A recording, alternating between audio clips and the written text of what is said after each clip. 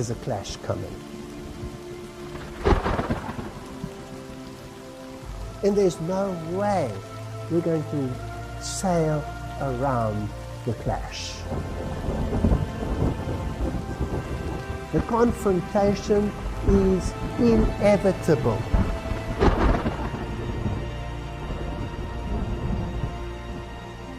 The confrontation that is coming, so it's between Christian fundamentalism and Malta.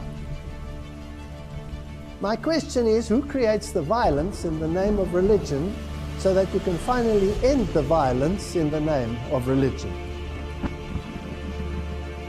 We are living in very, very serious times. They want the church and the state together to regulate conscience. So this is an appeal to the Protestant world. Will you look at your roots? Don't give up what others were prepared to die for.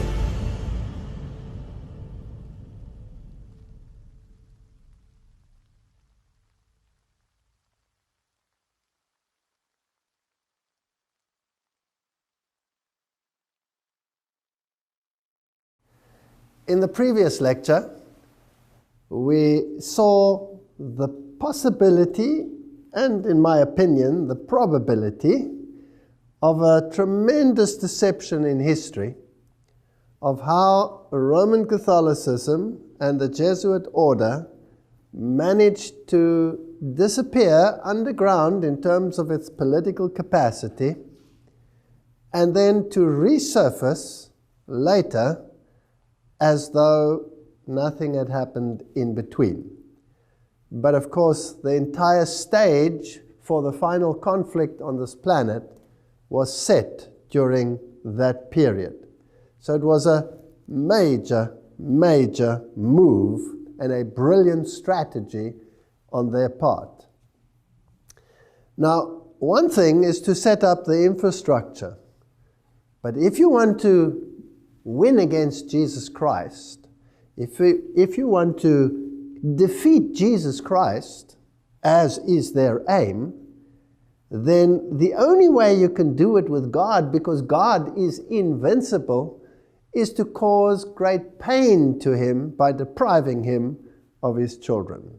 There's nothing that pains the heart of God more than to see a deception which alienates his children from him. It's a very, very subtle and deliberate process.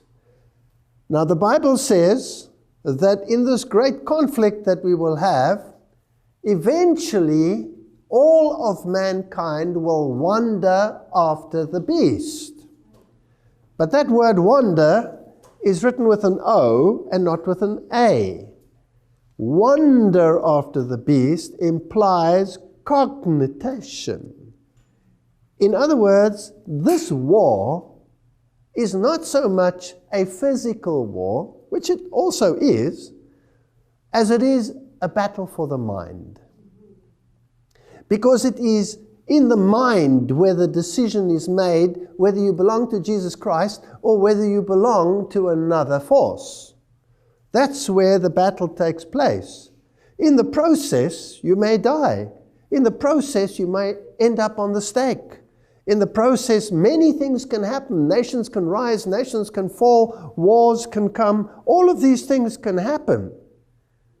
But do not fear those who can destroy the body. You must rather fear the one who can destroy the entire human being, body, soul, spirit, in the final conflict or in the final judgment that will take place. And the devil wants mankind to be destroyed. And the only way that he can achieve it is by changing their mindset. So this has always been a battle for the mind. And we learned in the last lecture that the Jesuit order created all the school systems, which eventually became the school systems of the entire world. And they introduced learning against learning, where the two mindsets could clash. On the one hand, you had the Protestant mindset, which said that the Bible is the standard of all righteousness and should be the basis of all schooling. And on the other hand, you had Gnosticism. Man is the center of everything, and man is the one who has to be exalted to the level of deity. So that is emulating the voice of the serpent in the Garden of Eden. Now, the greatest strategy to win the mind over that the Jesuits used was Jesuit theater, Jesuit drama. Now, if we look it up in the Encyclopedia Britannica, it tells us Jesuit drama, program of theater, developed for educational and propagandist purposes in the colleges of the Society of Jesus during the 16th, 17th, and 18th centuries.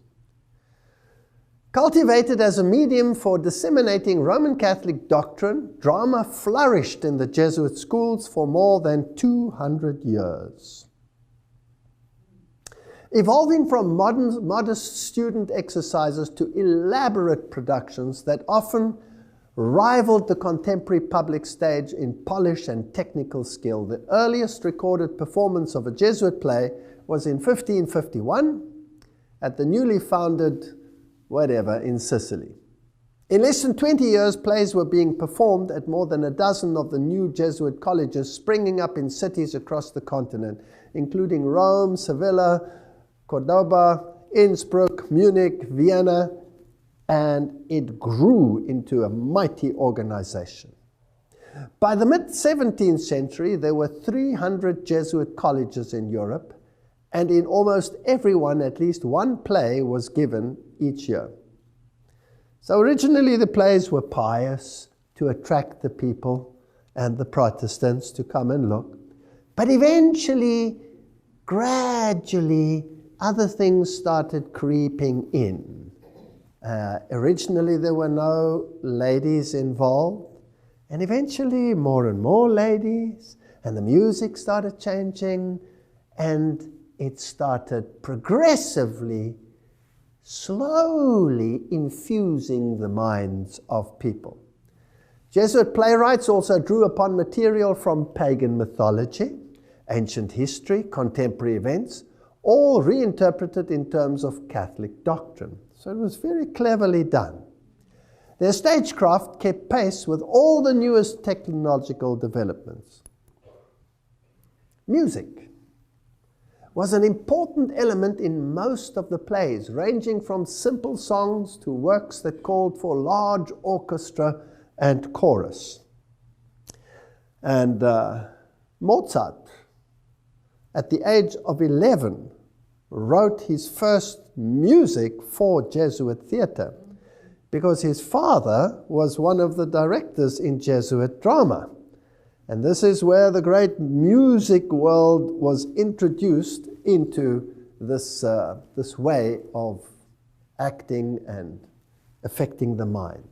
Eventually included ballet, opera was brought in, and extravagance and luxury of many of the Jesuit productions came under heavy attack. Many of the productions were enormously expensive. So they spared no cost. And yet it cost them nothing. How did they do this? Well, one chariot taken from the enemy, Sun Tzu said, is worth 20 of our own. You never use your own money, you always use the money of others. Dramatic performances were prohibited or limited in many areas, and they ceased altogether in 1773. So this period when the Jesuits were being banned all over Europe, even the Jesuit drama disappeared. It was gone. It appears it ceased altogether in 1773, when the Society of Jesus was temporarily suppressed. So my question is, did it really disappear, or did it just go underground to reappear in another form? So really, did it? Did it disappear? That's a very good question. Well, let's ask a very modern web page, www.jesuitcp.org, their own web page, Jesuit Arts. It's definitely not gone. Let's go a little back into history. For almost 500 years, they say, theater has played a vital role in the curricula of Jesuit schools. Today, this is them speaking now. In Dallas, Jesuit theater builds on that tradition by offering a broad range of opportunities for students. And they talk about the plays and the absurdist plays and all of these issues. Drama troupes they have. This group of seniors performs local middle schools on a weekly basis as a part of Jesuit community service program. So they take their Jesuit theater into the schools. And Jesuit supports these activities with a broad curricular offering, including theater, art, stage acting, stagecraft, directing for theater. And then they ask you to be part of Jesuit theater. And it seems as though a little college here is doing something and a little college there is doing something. But they are far more brilliant than that. Embedded in ratio studorium, rational studies, were the elements of entertainment, dramatic production, composition, rhetoric, eloquence. And these courses interlinked with the spiritual exercises. So here was something to control the mind. Ignatian way of thinking, taking you into a supernatural form of religion, experiential religion, where experience becomes the norm. The feelings dictate, but the mind is bypassed. So they introduced spiritual exercises in the most subtle way to intensify the experience of Catholic doctrine over Scripture and Protestantism. They resulted in a genre of spectacular plays that won distinction as Jesuit theater. So writes, it's written in Rulers of Evil. Jesuit priest Athanasius Kircher then added something to this theater.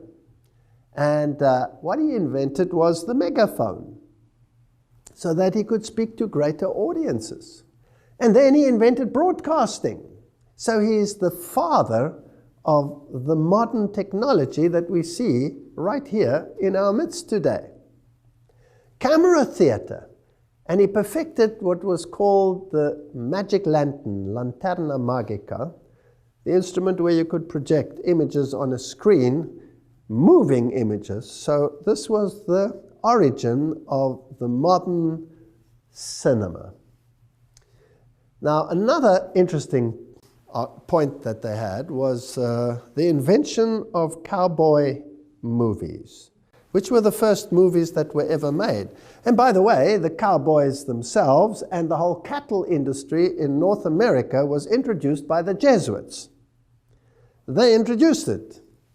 And the one who did it was a German, Eusebio Kino, whose statue is one of those two representing Arizona in the US Capitol building. He was a Jesuit professor from Ingolstadt College in Bavaria. This is where the entire Illuminist movement started. Now, the name is fascinating in itself because Kino, to this day, is the name for the theater in German. In German, you don't say, we're going to the theater, we're going to the bioscope, we're going to the Kino. Fascinating. And in these cowboy movies, there was always a morality. And the morality was always good versus evil, but it was not on the basis of Scripture that it was determined what was good or what was evil. There was another underlying morality, so that man in himself could decide what was right or wrong, and ruling by the gun. The bad guys normally lost in these movies, and the good guys won. And that's how it started. And all the actors were high Masons. If you take those early actors, Frank Sinatra, all of those that were involved in those movies, John Wayne, They were all 33-degree Freemasons.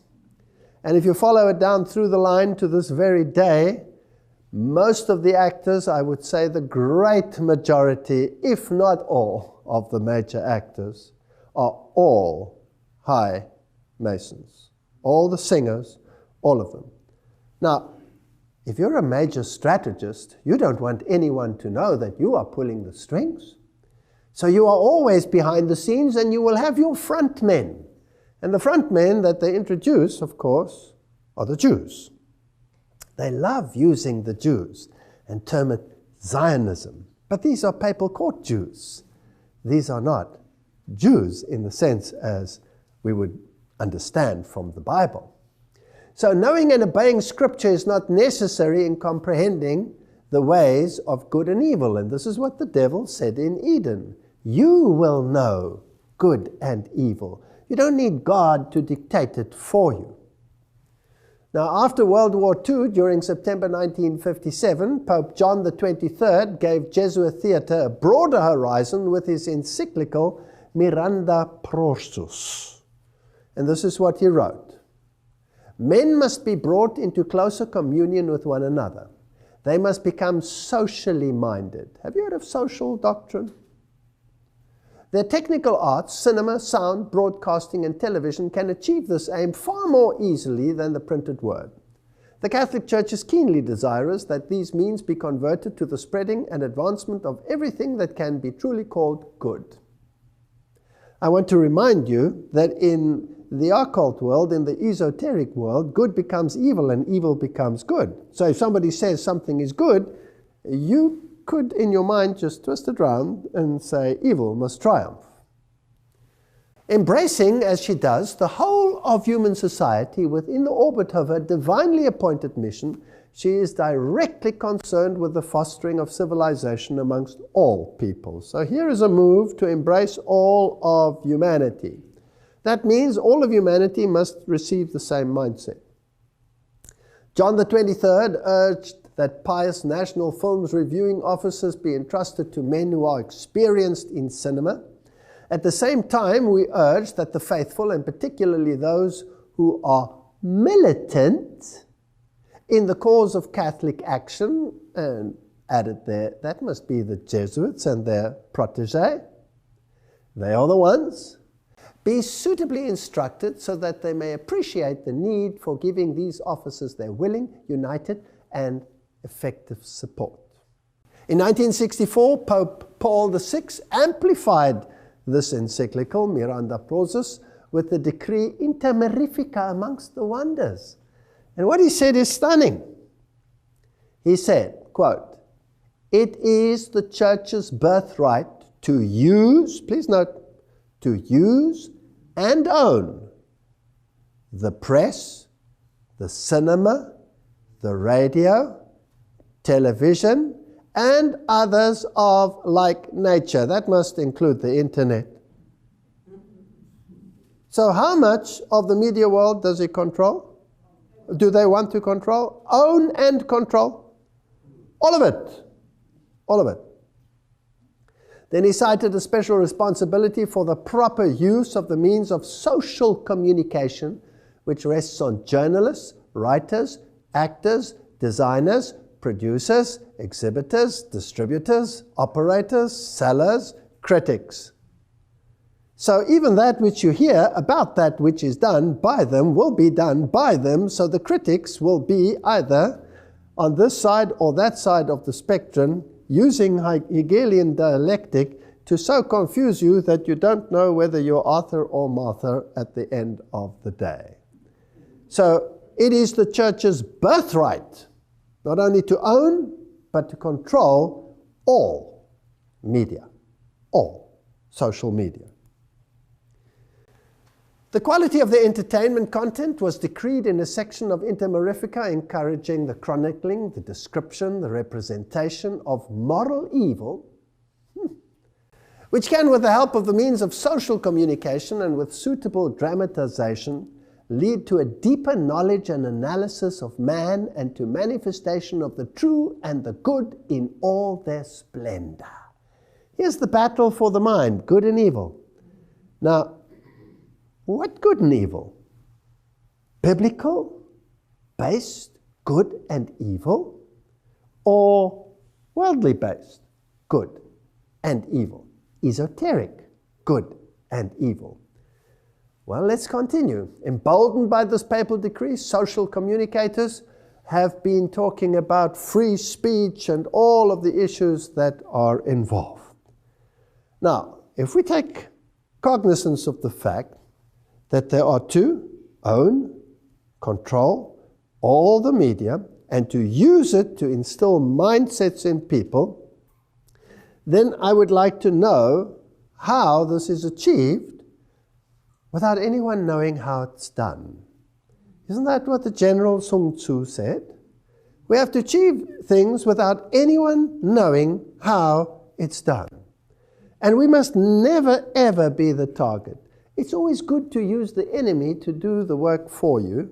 And even if you represent the enemy, you will pretend that you are not the enemy, that someone else is the enemy, so that it's never you. There's always a front. Now we're going to look at some of these productions and see if we can see a pattern. The Simpsons and philosophy, the door of Homer, etc. If you read a little bit about it, it says it's a non-fiction book analyzing the philosopher and popular culture effects on the American animated sitcom. Now, people think, this stuff is silly. Who cares about all of these idiotic cartoon characters? Millions of people are sitting and watching. Millions. These playwrights that write these episodes receive millions of dollars in salary. And if you want to know what type of people are involved in writing these scripts, you will be stunned, because they are the most educated people on the planet. Harvard graduates with PhDs in philosophy and mathematics. And they use occult numerology in order to achieve what they want to achieve. So now let's have a look at some of these. And if you look at it, you'll think it was sort of innocuous. The 33rd episode of the show aired in season 2 was titled The War of the Simpsons. The episode features a plot that gives tribute to Ernest Hemingway's Old Man of the Sea, and features a battle for the ages between Homer Simpson and General Sherman. Let us quickly examine the numerology of Sherman. And if you look at this numerology, you will find that Simpson adds up to, if you take the numeric value of the letters, to 33. Now, if you look at that, you might get confused, because there are many forms of numerology out there. And looking at this, you wonder, how does this add up to 33? Since when is S, the value of S, 1? Because normally in the alphabet, you take the value of where the letter is in the alphabet. So A would be 1, B would be 2, C would be 3, etc. So why does this add up to 33? The same with Sherman. Why does that add up to 33? And here you have a 33. And it was the 33rd episode. Now, I'm just showing you this to show you that there is numerology involved. Now, numerology is a Gnostic, pagan, Kabbalistic, if you like, art. Everything that the Kabbalist will do is steeped in numerology. Everything has numbers. Everything moves in precise cycles. They will not make a move until the situation is right, till the solstice is in the right place, till the right liturgy has appeared. Everything is governed by numerology. There is an ethos of power in numerology. Now, the numbering system that they are using here is not the normal numbering system, but the Pythagorean numbering system. And if you take Pythagorean numerology, then S indeed becomes 1, and I indeed becomes 9 and 4 and 7, etc., etc., etc. So it's a highly sophisticated mathematical formula that they're using, and the names have very specific meanings. Now, you don't know that as you're watching it. You're just watching a silly movie. But put into these, there are subliminals to affect your mind. And they plant ideas which your subconscious picks up. And eventually, everybody starts thinking along those lines. Now, this is a cartoon. It's an adult cartoon. Kids also watch it. But if you then add the press and the news media, and you can switch channels. I mean, you can go from CNN to BBC to Al Jazeera to whatever channel you want. You get exactly the same news at exactly the same time, repeated over and over again. There must be some coordination between those groups, otherwise they all wouldn't have exactly the same thing. Don't you think so? And there's a propaganda, so that you believe what they say. So if you want to create an enemy, a public enemy, what's the best way to do it? To create an enemy and then to broadcast him across the media. So there is numerology involved, there is occultism involved, Kabbalistic occultism, and we'll go a little further. Here's a little further snippet. They introduce little subliminals all the time. So in the story, this character is often punished and has to go and write on the board his lines, and he says, I will not plant subliminal messages, but if you analyze it, really it says subliminal messagores. It doesn't say messages. He's misspelling something. But there's a subliminal there, Al Gore. So they're telling you that the agenda of Al Gore will become prominent in world affairs. And the Pope has just brought out an encyclical on this very subject, which is supported by the Al Gore philosophy. And the President of the United States of America said, this is what we have to do. So these people know in advance what they will do, how they will do it. HDTV is worth every cent. HDTV is worth every cent. That means anybody watching it, any little kid with half a brain that can start reading, will know that he needs the best quality TV so that he can be indoctrinated in the best possible fashion with the latest light effects and everything that you need in order to affect the mind, bypassing the cognitive functions of the brain. Interesting? New York, 9/11.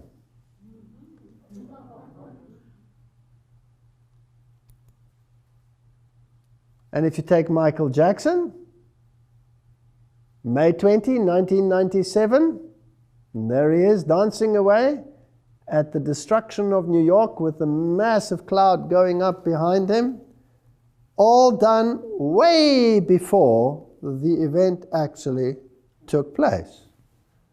Now, this is interesting stuff. So not only 9/11, by the way, that was a 1997 episode, and the event only occurred in 2001. So are there any other subliminals? Well, of course. Here you'll have the all-seeing eye, and they will use only half the face to project that image. And when they're unpacking their toys, you have all the occult symbols present in these subliminals. Now these, remember, are not airy-fairy people writing these. These are Harvard graduates with PhDs in philosophy and mathematics, and they have exceedingly great depth of knowledge of occultism because it's in all their subliminals. The Pledge of Allegiance does not end with Hail Satan. He has to write this over and over and over again. Now, just the expressions on the faces, you can see how it can affect little children, because what they see is what they do and what they live. Let's have a look at some of the introduction of these ideas and how it all began. In the early movies, Sammy Davis Jr. used to play a very important part. He also acted with all these 33 other Freemasons that were the early cowboy movie people. And he, of course, was known as a member of the Church of Satan. Apparently he switched, but it's fascinating that he also was a Knight of Malta. And here he is seen discussing very important issues, I believe, with producer of We Are the World. He was Lionel Richie. And he's discussing issues here with Donald Monin, S.J., Society of Jesus, president of Jesuit Boston College. And this, of course, became then the new musical production that was absolutely broadcast over the entire world. Because humanity has to unite in one mindset. And so let's create chaos, let's create false flags, let's create enemies, so that we can herd humanity into one camp. And let's have a rainbow nation and all the colors of the rainbow represented. I'm a red Indian, I'm a Chinese person, I'm a that, and I'm a this, and we are the world, we are the people. And what is the spirit behind it, I ask myself, in this process? Now, if we continue in this modern Hollywood era, let me remind you again, it is the church's birthright to own and control all media productions. So who really controls Hollywood? It's not the Jews. There's another power that controls this entity. So we'll introduce extraterrestrialism. It becomes very prominent. And then we'll link it to messianic messages as we condition minds as to what will happen.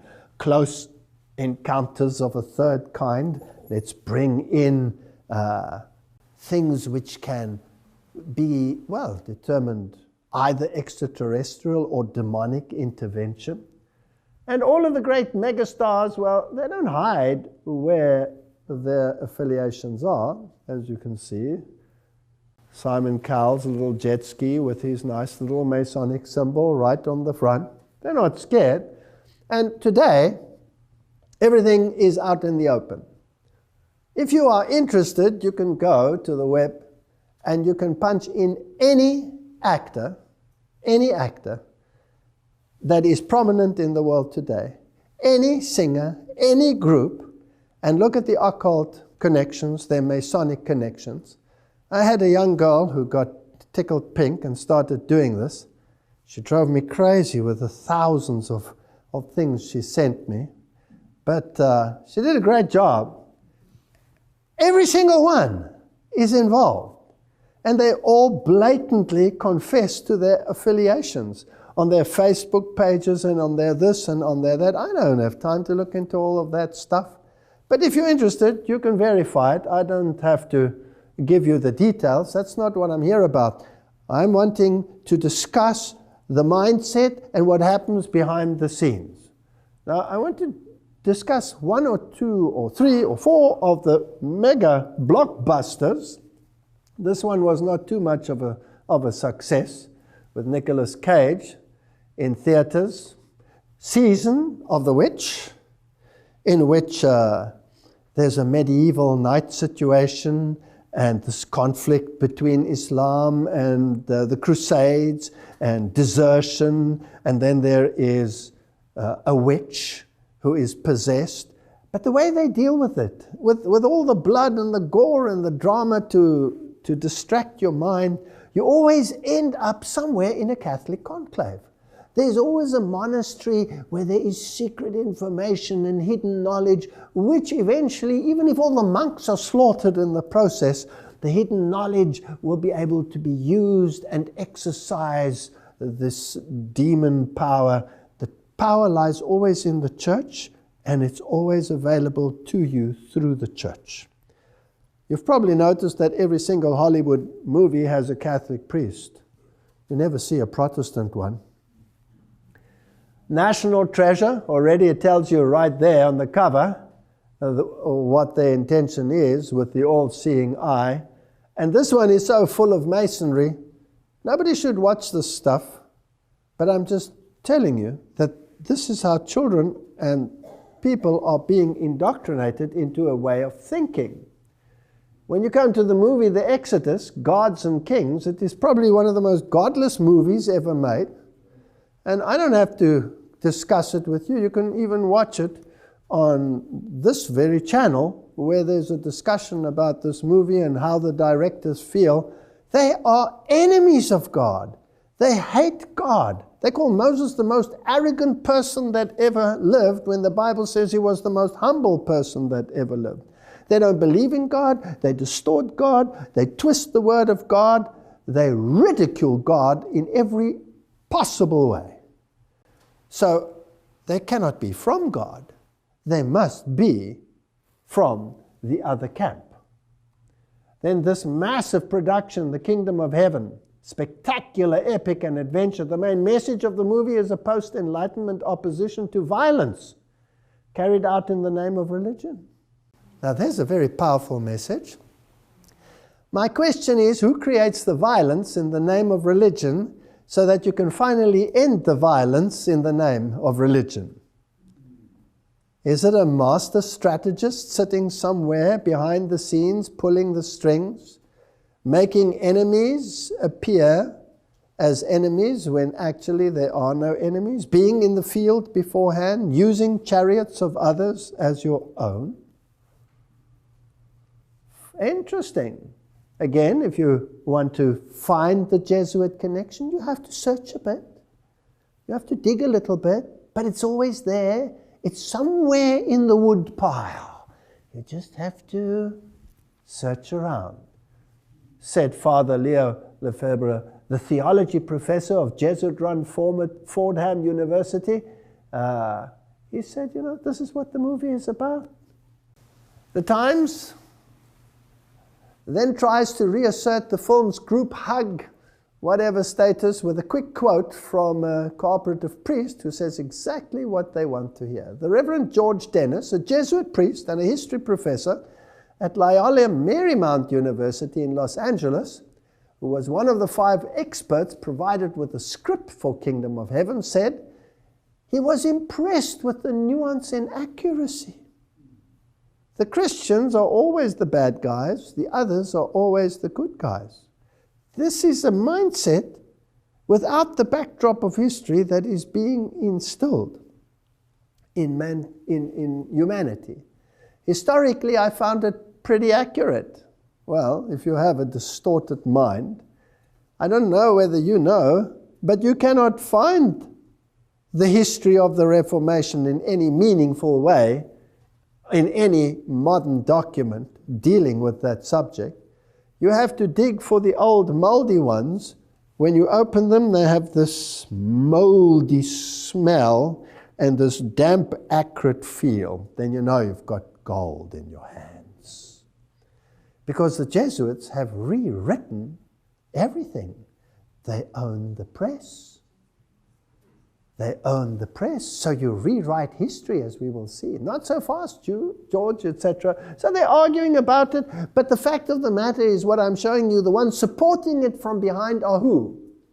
Jesuits. Jesuits.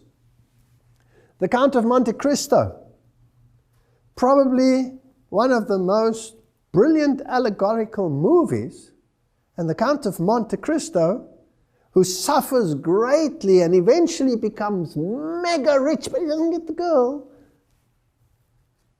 Who is he? Well, he's none other than the Jesuit general himself.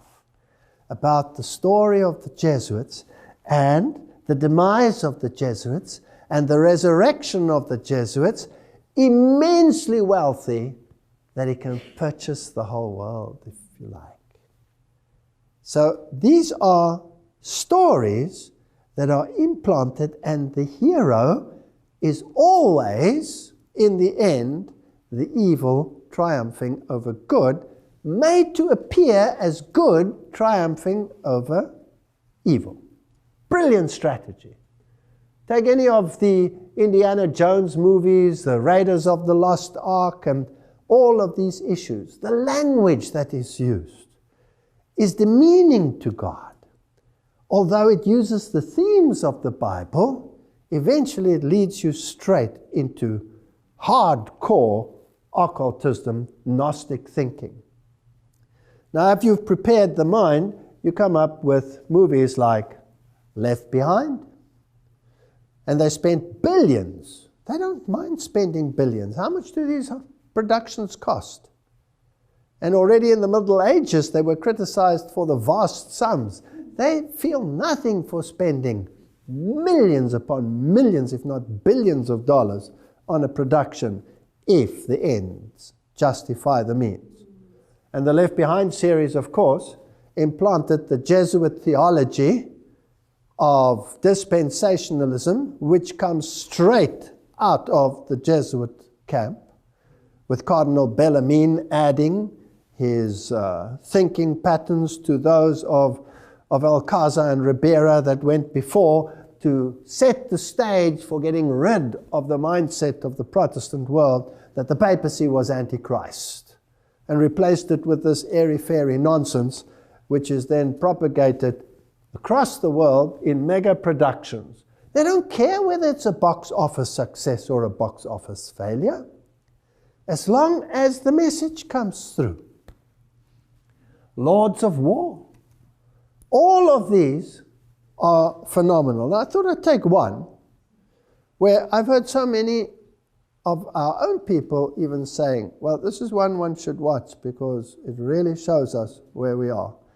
And I know that many have exposed it for what it is, and that's good, but let's just make sure again that we're not speculating here over issues that might not be so. Mel Gibson and The Passion of the Christ. This is probably the one movie that moved the evangelical world to tears like no other movie prior to it.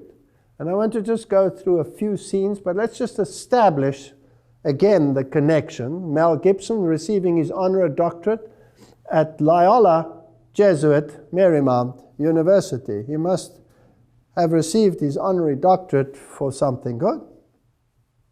You know what? This doesn't pay, because his life was a misery after he made this.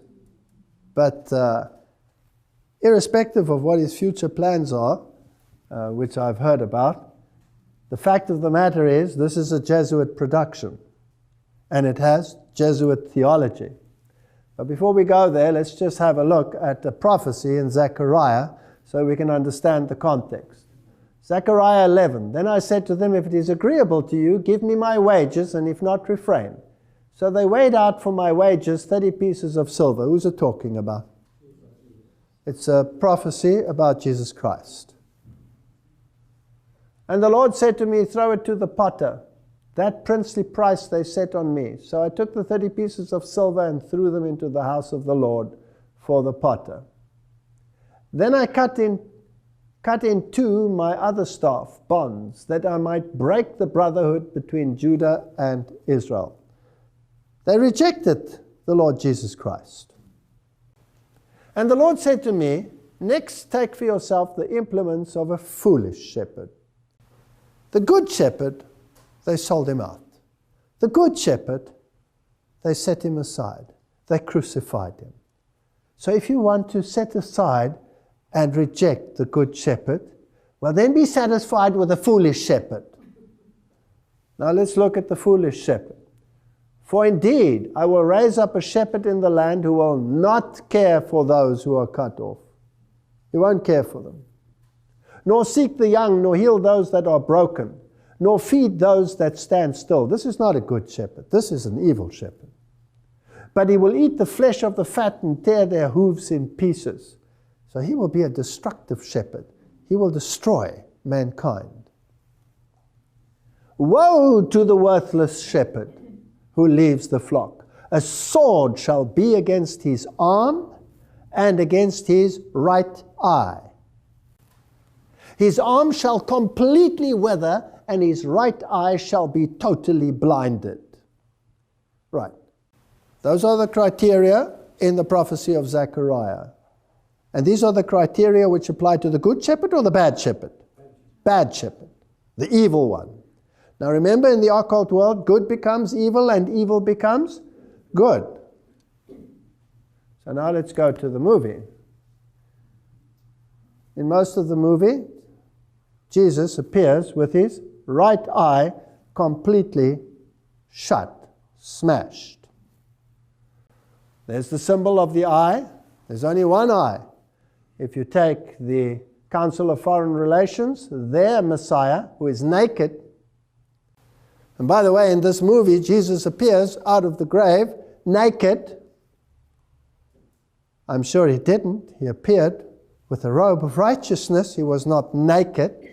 This Messiah of theirs is naked and only shows the left eye. The right eye is never seen in their Messiah. So here, Jesus' arm is dislocated, so says this webpage, in order to make his hand reach the nail hole, meaning that his arm should be fully extended and straight at all times. However, in almost all shots of him on the cross, his body sags forward with his arms bent at almost 90-degree angle. So his arm is withered and his right eye is smashed. Now let's make sure again. Let's go to the occult world, Blavatsky. The devil is now called darkness by the church, whereas in the Bible, he's called the Son of God. The bright star of the early morning, Lucifer. There's a whole philosophy of dogmatic craft in the reason why the first archangel who sprang from the depth of chaos was called Lux, the luminous son of the morning. Or man, Vantaric dawn, he was transformed by the church into Lucifer or Satan because he is higher and older than Jehovah and had to be sacrificed to the new dogma. Now in the esoteric world, Satan is higher and older than the other brother, who is Jesus. And the war between the two of them is raging. And he, the older brother, was deprived of his position but will regain it. He will be the victor. So good becomes evil and evil becomes good.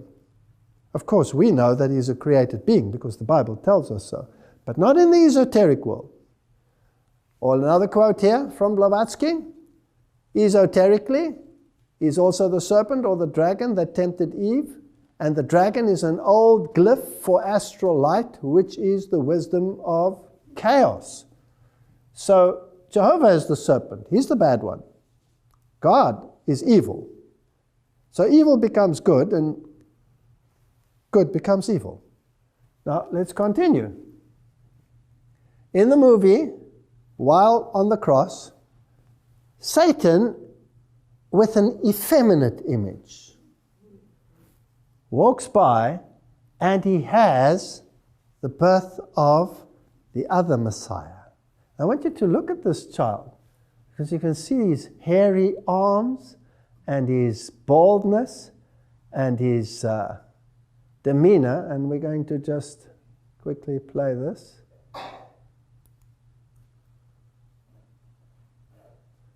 I want you to look at the smile on this evil face.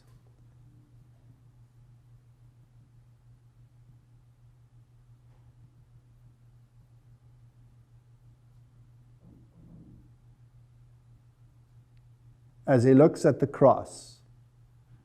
They cannot have, look at the hairs on his back. They cannot have created a more evil image than this. And it's virtually subliminal because nobody really notices it in the movie. And look at that evil smile. Now, good becomes evil and evil becomes good. So the evil is hanging where? On the cross. But the real evil is actually the good because you have to turn everything around in the esoteric world. This is actually a symbol of the victory of Satan over Jesus Christ. This is what it means. Now, let's just make sure. Now, Gibson told Christianity Today, I've been actually amazed at the way I would say the evangelical audience has, hands down, responded to this film more than any other Christian group. What makes it so amazing, he says, that the film is so Marian. Gibson calls her the tremendous co-redemptrix and mediatrix. So the whole movie is about Mary. Mary is the one who consoles everyone. Mary is the great hero of this movie, not Jesus Christ. Now, another final little interesting little tidbit about this movie. The penitent thief on the cross was wearing around his neck the Catholic brown scapular there. So if you look at the shot of him, he's wearing a scapular. Nowhere in the Bible do you read that he wears a scapular. Now, what is the scapular? The scapular is a structure that you wear around which guarantees you that Mary will let you bypass purgatory and take you straight to heaven. So it is a promise to Mary, not to God. So Jesus could not have given him the right to go to heaven one day. It's Mary that will decide who goes and who does not. But Mary, as we know, is an acronym for Lucifer, because she was immaculate without having to need the atonement.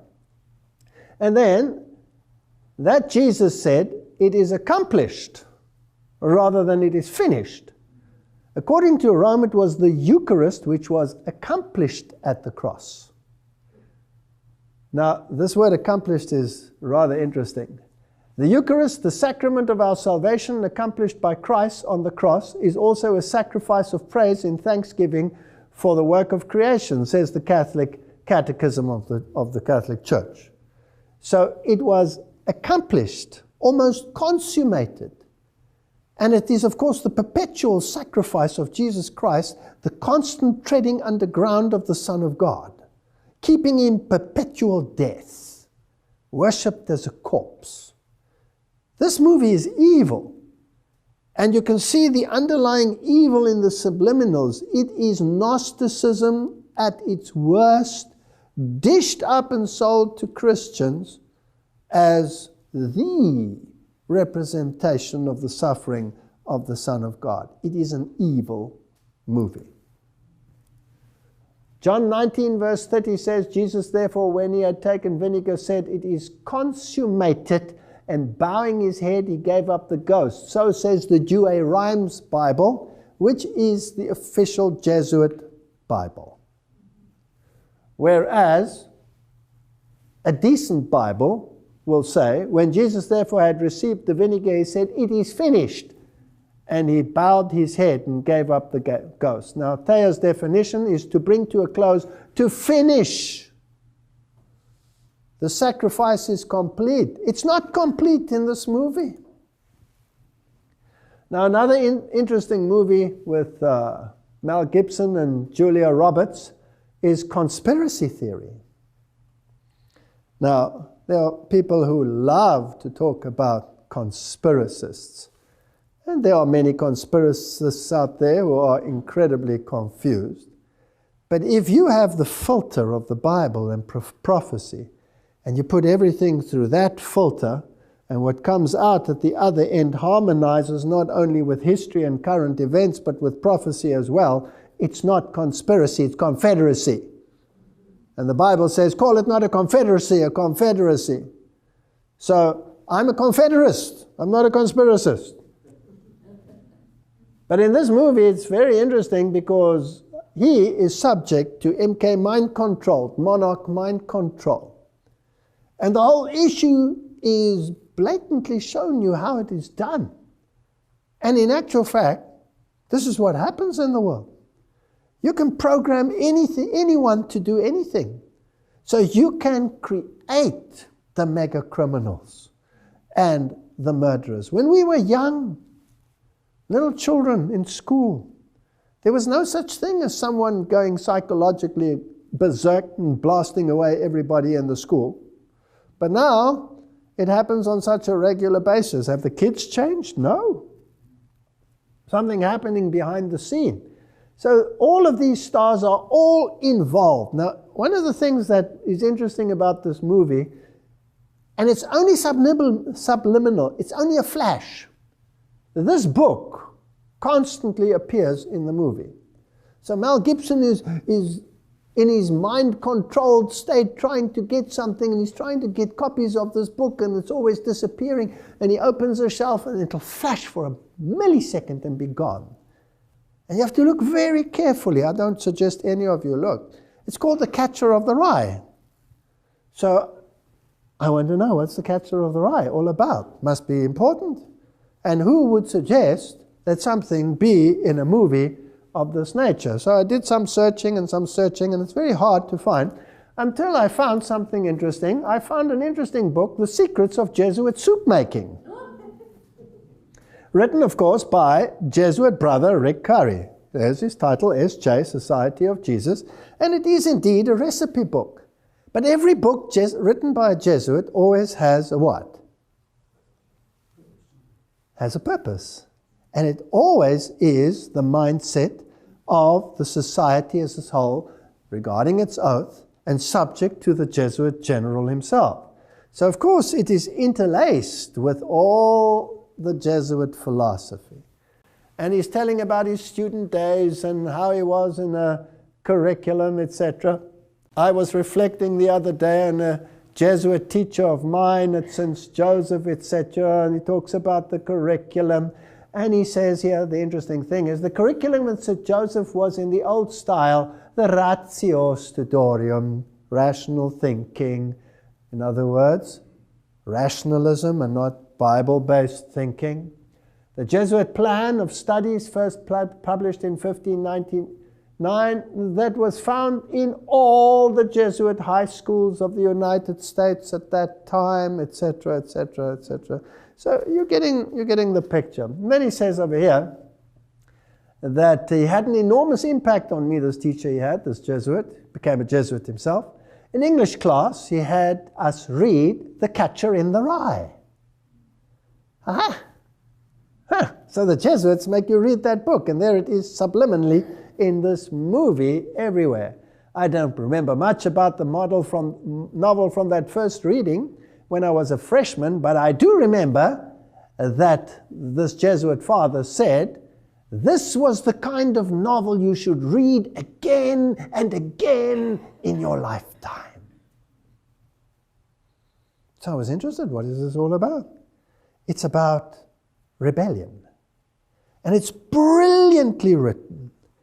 It is the normal development of a youth, and this youth develops the capacity, or the rebellion that comes up, and how to exercise this rebellion, and eventually to change the world through rebellion. But in such a brilliant way that the one who is rebellious against everything, his parents and society and you name it, turns out to be the greatest saint of them all. Who was the greatest rebel in heaven? And doesn't he want to appear as the greatest saint, the wronged one? So it's implanting a mindset of dissent against the order. What order was the Jesuit order created to destroy? Protestantism. So you have to rebel against Protestantism. One of the most evil movies in the history of Jesuitism is probably V for Vendetta. Now in this movie, they have this masked man, because he was injured, severely injured in a fire, so he went through the fires of affliction.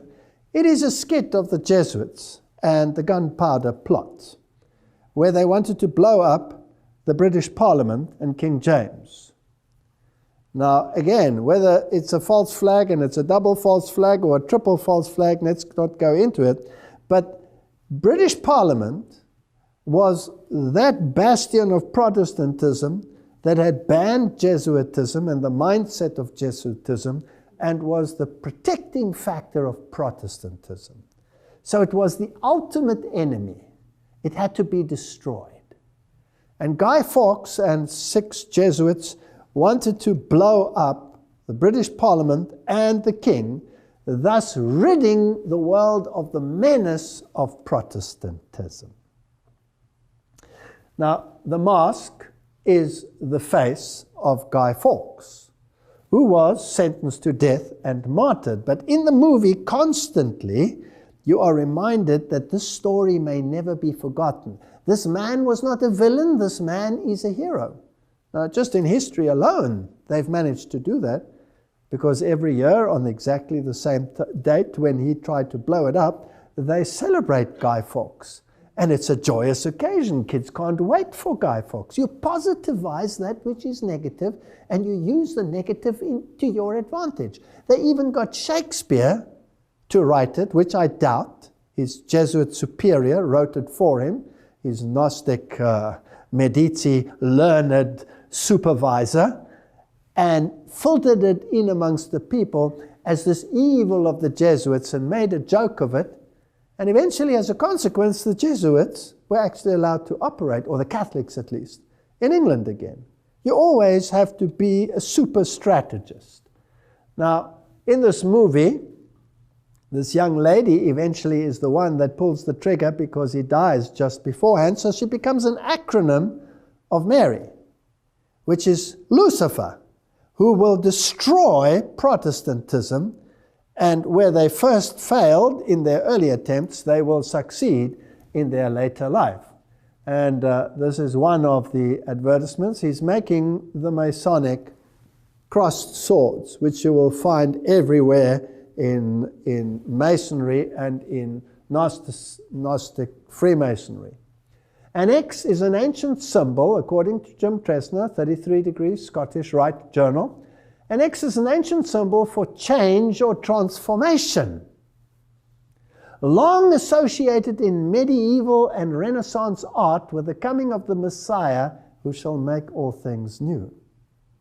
So this is a religious movie showing the victory of Satan and the Jesuit order over Protestantism, the overthrow. That's why in the cathedrals they always have Loyola standing on the head of Martin Luther, crushing him, destroying the Bible. They make no bones about who the enemy is. And it's interesting that in this movie, eventually, this is an artist's rendition, the Parliament, and of course, all of the buildings associated with it, blows up and is completely destroyed. Nothing left. But the clock stands where? It is the final hour. It is finished. They have succeeded. The job is done. Protestantism and Bible-based theology will disappear. And eventually, this masked man who stands for Guy Fawkes and the effort to overthrow Protestantism, the mask is worn by the entire nation. What does that mean? It means that the entire nation, through time, has been indoctrinated to have the same character and mold and thinking as they had. When the Bible tells us about the face of God, Moses was not to see the face of God. He conceived me from behind, because nobody can see the face of God and live. So I'll hide you in the cleft of a rock and I'll cover you with my hand. And I will go by, and then the character of God is given in the most beautiful poetic form. The face stands for the character. It stands for the mind. It stands for the thinking. The world will wander after the beast. It will be indoctrinated to have the mindset that he wants you to have. Now, I want to know where this is going to lead. And how do you carry on with this? I just want to do a few more pointers here. The list of actors employed by these papal criminals, so says Vatican assassins. This man, of course, has a mouth that is very loose, if I may say, so excuse his language, but what he says in a rather harsh way is actually correct. The list of actors employed by these papal criminals is most impressive. Hollywood is merely Jesuit theater, nothing more. Jews involved are papal court Jews worshipping their god Mammon, etc. And it's for the military company of Jesus. Now, if you write something in that fashion and you write it so harshly, maybe people will say, that suits them too, they don't mind. I wouldn't be surprised if some of them are authors of some of these thoughts. Now, Knight of Malta, Jack Valenti, was head of Motion Picture Association of America. If you want to know who controls the mega studios, in 2004, Mr. Saxon was inducted as a Knight of Malta. He owns owned all of these major companies and, well, also Hollywood studios. Is it really the Jews who control this place? There's an abundance of theatrical performances. We read in a good source now. You see, that's the one mindset. Let's achieve our aims through theater, through great performances that bypass the cognitive. Now let's see what God's way would be, the spirit of prophecy. There's an abundance of theatrical performances in our world, but in its highest order, it is without God. That's a fascinating statement. We need to now point the soul to the uplifted Savior. Deceptions, impositions, and every evil worker in the world. Satan, the wily foe in angels' garments, is working to deceive and destroy. The object of the death of Christ was to declare his righteousness, and no man, woman, or child can do this in their own strength or by their own words. So here's a false righteousness portrayed in these movies. Here's another quote from Adventist Home. Through the drama, he has worked for ages to excite passion and glorify vice. The opera, with its fascinating display and bewildering music, the masquerade, the dance, the card tables, Satan employs to break down the barriers of principle and open the door to sensual indulgence. So there's two ways of reaching minds, one through the theatrical and one through the word. Shows and theaters. Satan's ruling passion is to pervert the intellect and to cause men to long for shows and theatrical performances. The experience and character of all who engage in this work will be in accordance with the food given the mind. The Lord has given evidence of his love to the world. There was no falsity, no acting in what he did. This is interesting.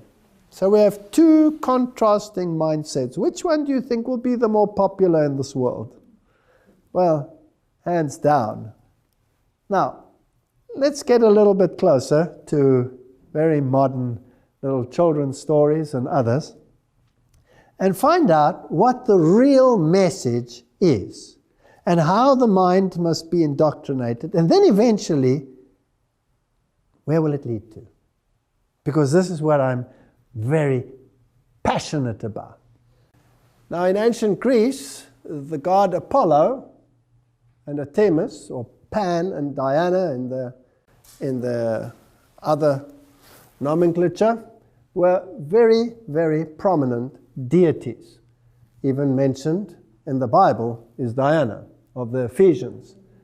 And she's, of course, the goddess of fertility, and she's also the consort of the god Pan.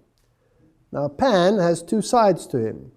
He has the goat side, the evil side, where he plays the pan flute, and he's the god of sexuality. He roars through the forests, causing panic. That's where the word panic comes from. Pan, chaos. He rapes, he pillages, he's violent. And then he has a good side, which is the good shepherd side, where he carries the sheep, and he is the good shepherd.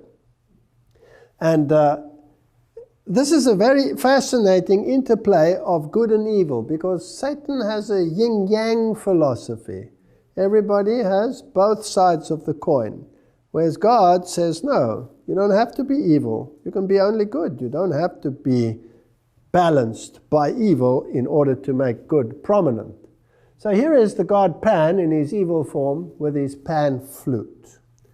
But he doesn't always have to be shown with his horns and his goat form.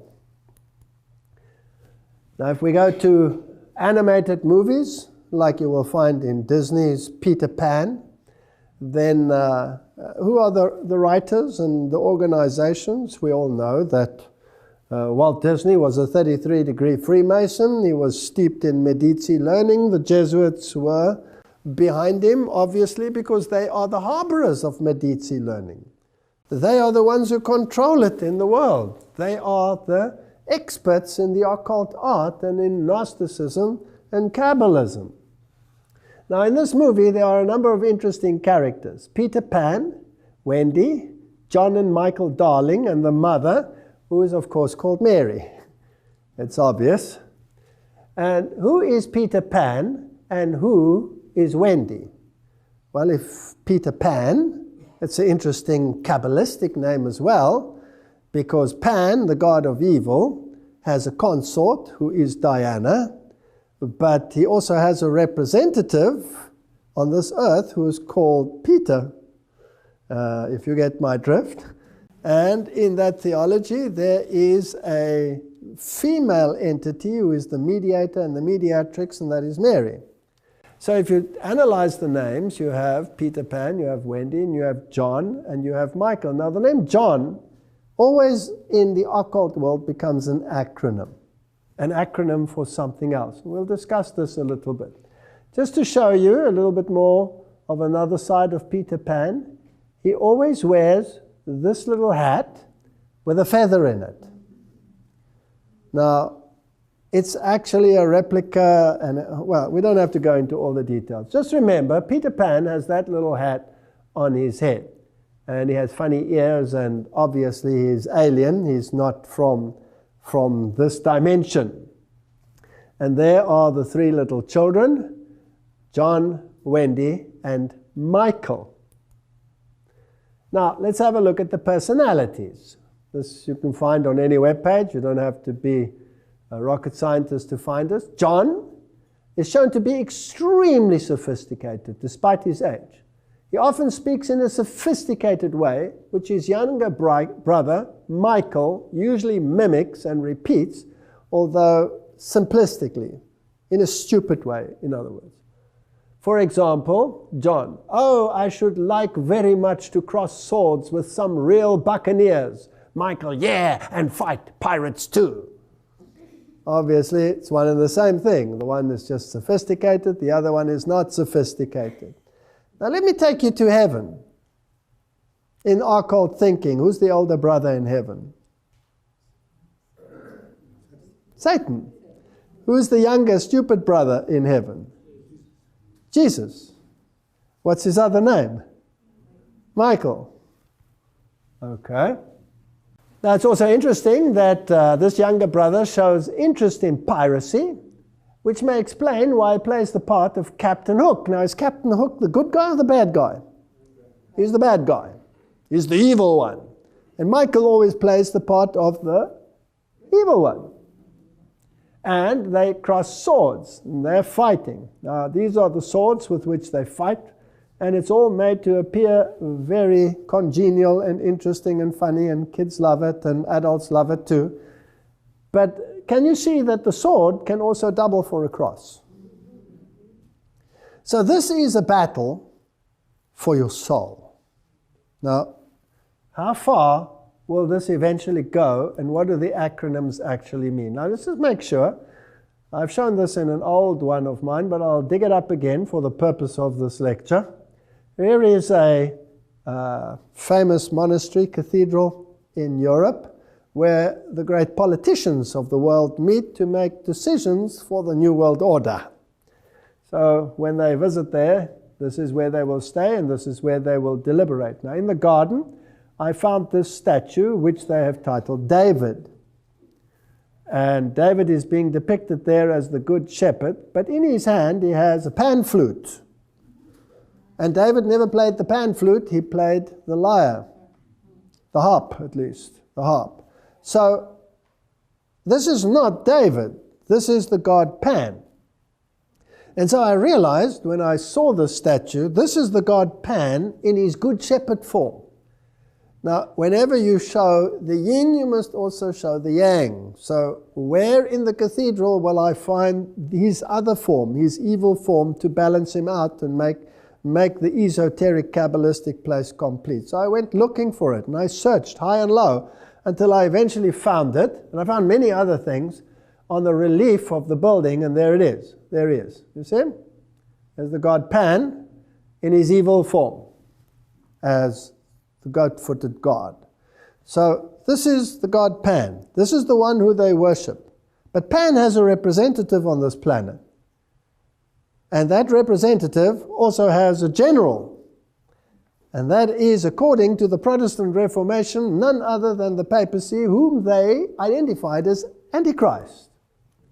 So let's go to the Pope and see what he wears and how he displays it. Now, Pope Francis has decided that he was going to dispense with the golden cross, and he kept the silver cross, to which he was accustomed, as his papal cross. And it has on it, and you can see it over there, the emblem of the Good Shepherd. Now the question is, because there are the sheep behind it, and there's Juno the dove, which is pagan form of the deity Juno, and is not a symbol of the Holy Spirit. The question then is this Good Shepherd representing Jesus, or is it representing the god Pan? And Pan, of course, is Satan. That's what it is. Now you will see that he has his arms crossed, like this. Now Jesus is never depicted with his arms crossed like this, but the god Osiris is always depicted with his arms crossed. And as we have seen, the cross is a symbol of victory and a new order which will be brought in by the coming Messiah, which is, of course, the worship of Lucifer, which precedes the coming of Christ. So this God here, by the very nature, is the god Pan. But am I now on speculative ground? So let's go to his predecessor and retired current Pope, who happens to be Pope Benedict. And there he is.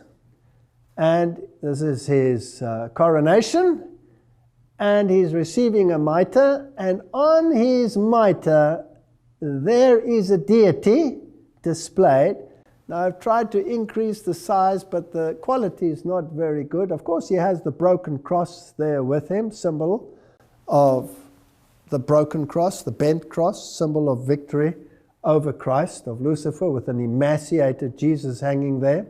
But this deity over here is playing an instrument, and if you look very carefully, you might recognize that it is the pan flute.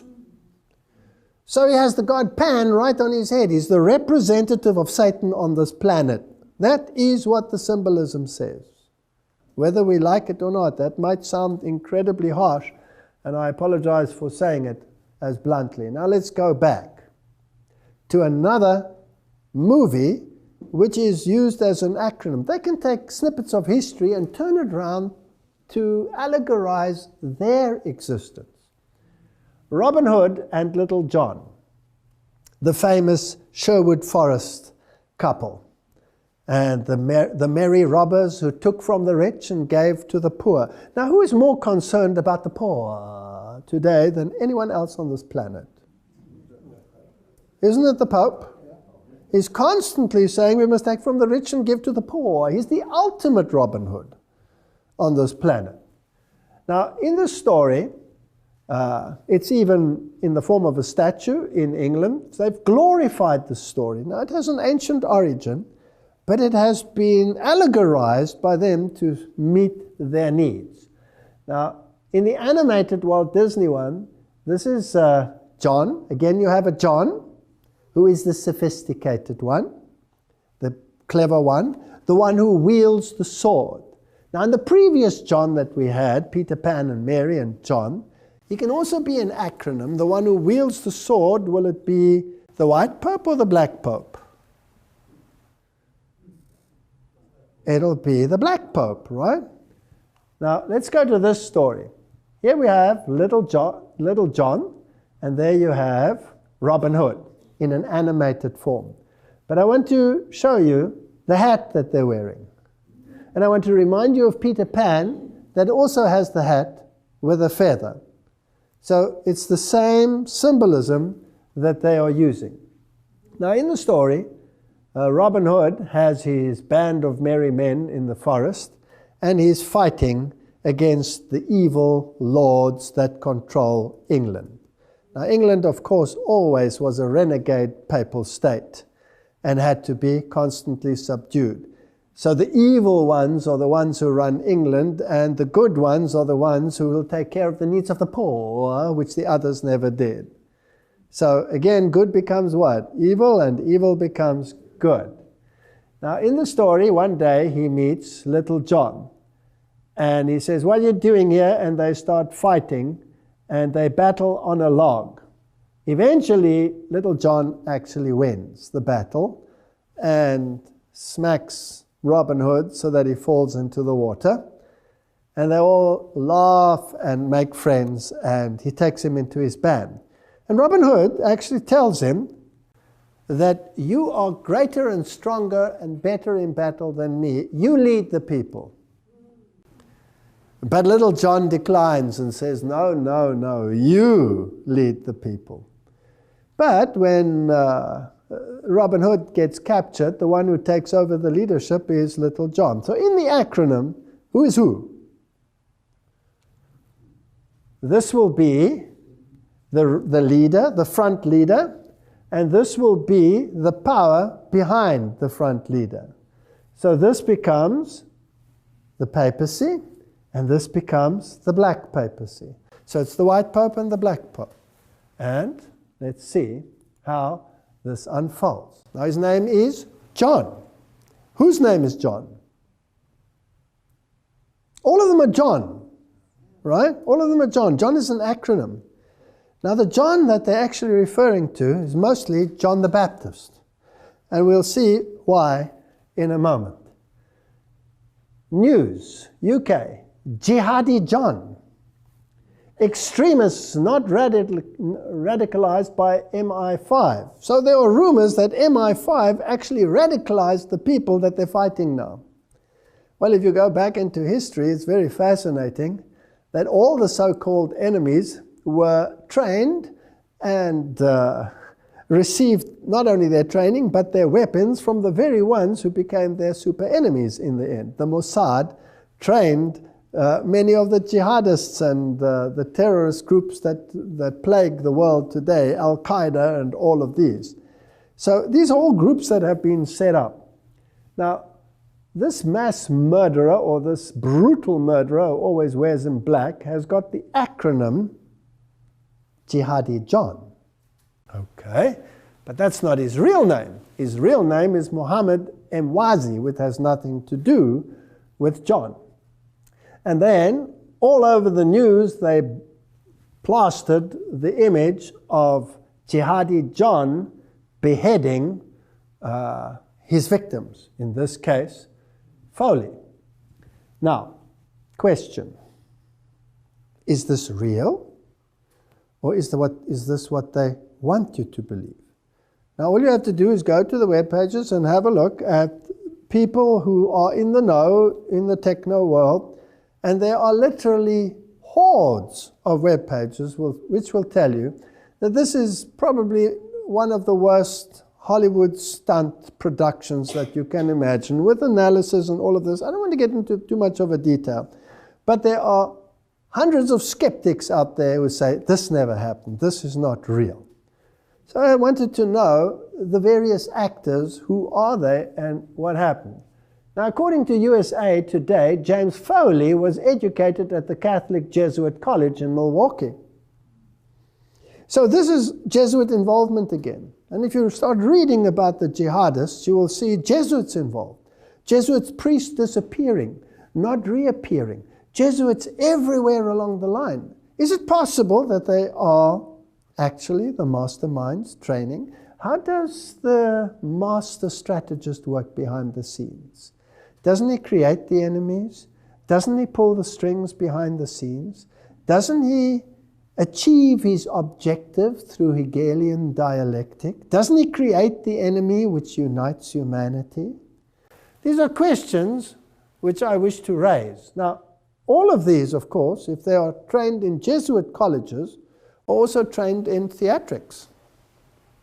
And if we have a look at just the political scene and the great leaders of the world, John Paul II, wasn't he a known actor? His counterpart on the other side of the waters was Ronald Reagan. Wasn't he a known actor?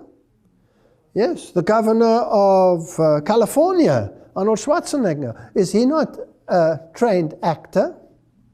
So there's a lot of theatrics involved. And whether this ever happened or whether it didn't happen, the world has to be shocked by the beheading. Beheading is probably one of the worst things. Now, if I go to Wikipedia, Jihadi John is also called John the Beatle. Now, the Beatle, John Lennon, was a known Luciferian, and he was controlled by the Jesuits directly. The Beatle group was controlled by the Jesuits.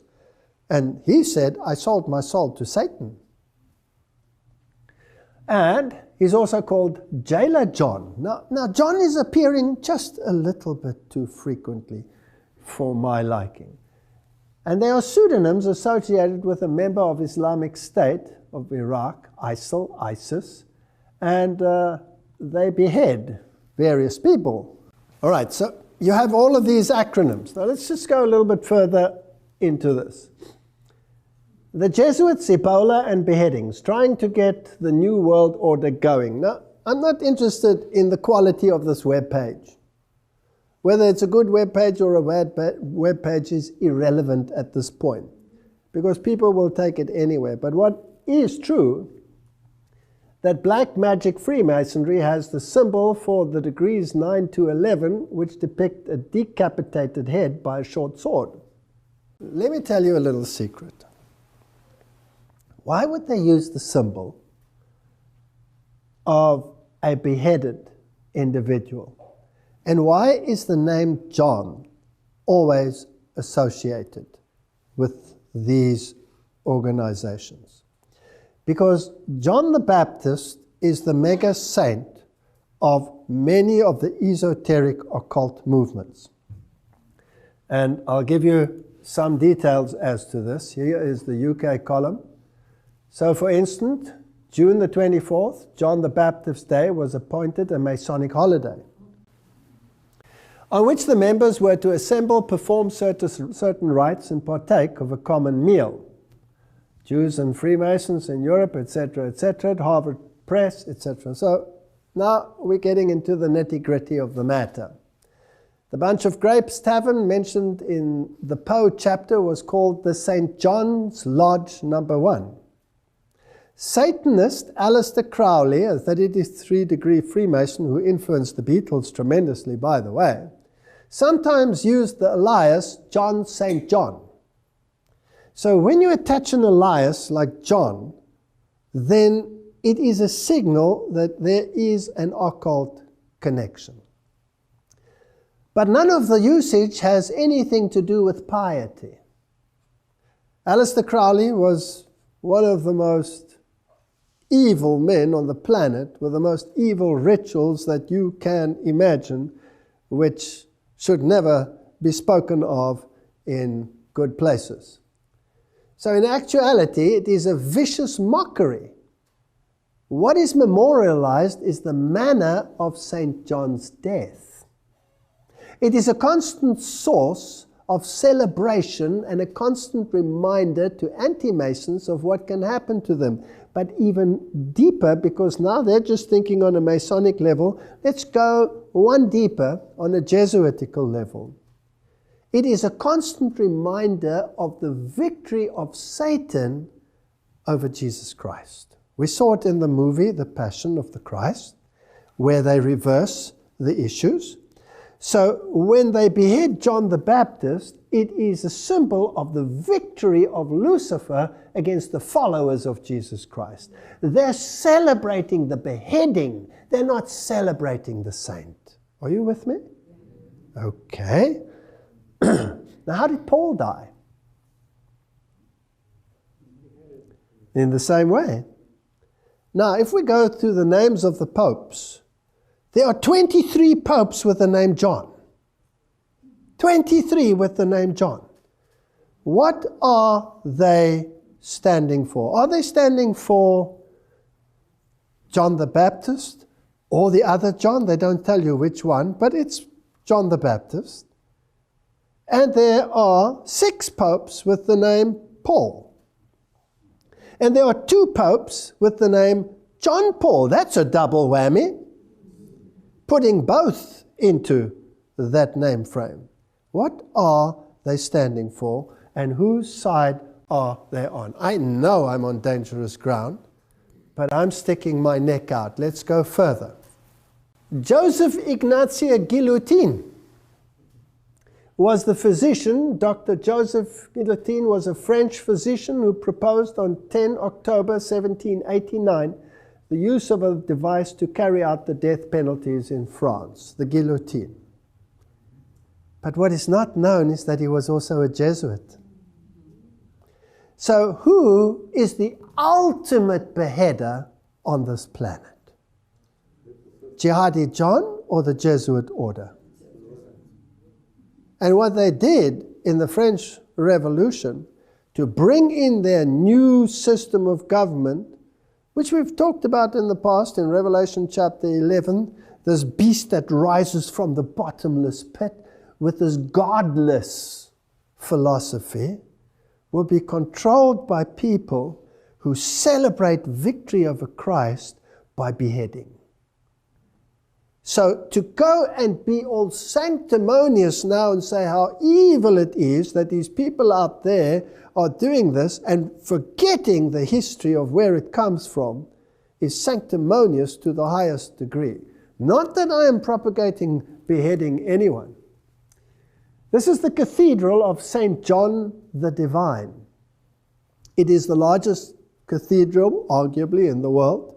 It is the Episcopal Cathedral, which is, of course, totally controlled by occultism and Freemasonry, as everybody who has just done the slightest bit of research will find. Now, the very name is a blasphemy, because St. John was never divine. Only Satan said that man can become divine. Now, this cathedral of St. John the Divine, officially the Catholic Cathedral Church of St. John, the great divine in the city of Diocese of New York, they don't really tell you whether it's John the Baptist or whether it's John the other one. Enough that the acronym is John. Inside, for a while, they hung up the statue of the female Christ, which is a blasphemy in itself, and it was sculpted by the granddaughter of Sir Winston Churchill, whose Masonic apron can be seen right there in the British Lodge if you want to go there. This is Masonry. This is Masonry. And in this cathedral, they also have the blessing of the beasts, where all the animals, cows and goats and bears and all kinds of creatures, horses are brought in. They poo all over the place, and then all these animals are blessed. Interesting. So, a female Christ. And here's an interesting webpage, Sinister Sites, and it tells you the destruction of New York City, including the Twin Towers, sculpted right on the building, because this cathedral is a work in progress. Everything is changed a little bit every year, something is added. Just like the Jesuits have a work in progress. And there's the pillar showing the destruction of New York City with the twin cities and the smoke going up behind it. Just as you saw in The Simpsons, just as you saw in Michael Jackson's release. Is there something going on here behind the scenes? But not only that, they also have the Temple of Understanding in this cathedral, which is the United Nations organization which is there to bring about a one world religion, which we saw in the previous lecture has already been accomplished by the signing of the Unity of Religious Agreement. So we are heading towards a mindset that all religions need to come together. Who's the enemy? Who's the enemy? The enemy is the extremist. And the extremist is going to kill us. And the extremist is going to cut our head off. And he's coming to bomb me right here. And he's going to put a smart bomb in this place. And he's going to blow us to smithereens, etc. Fear is the mechanism of herding people into a camp. Now, I'm not interested, let me make this plain, of whether my allegories are right or whether they are wrong, whether they are spot on or whether they are off track. It's not relevant. The question is, where's it leading to? Because they say the ends justifies the means. If the end result is in accordance with what the Bible tells us is going to happen, then I know who's behind it, irrespective of whether I'm right or wrong. Amen. That's the point. So let's have a look and see where it's heading. Former British Foreign Secretary Robin Cook, a very fit man, very active, just suddenly dropped dead on his morning walk. But leave it at that.